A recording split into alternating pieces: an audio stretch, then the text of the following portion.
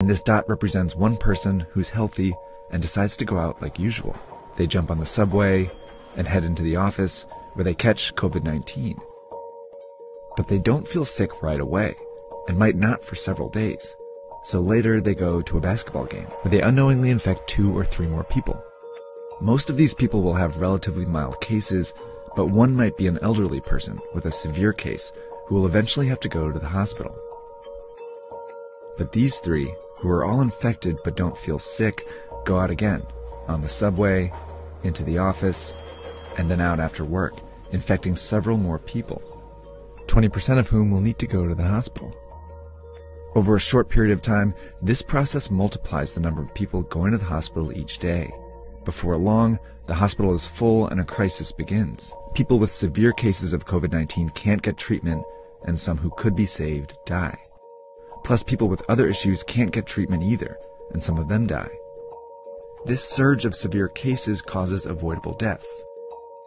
That's what happened in South Korea, Iran, and Italy, all of which went from 100 to more than 5,000 cases in less than 2 weeks.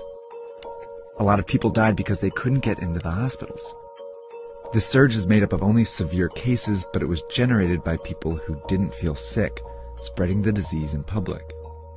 Which means the people who can do the most to avoid these unnecessary deaths are these people. And that means all of us.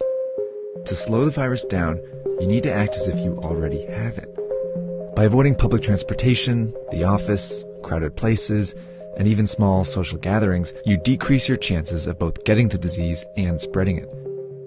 This is called social distancing.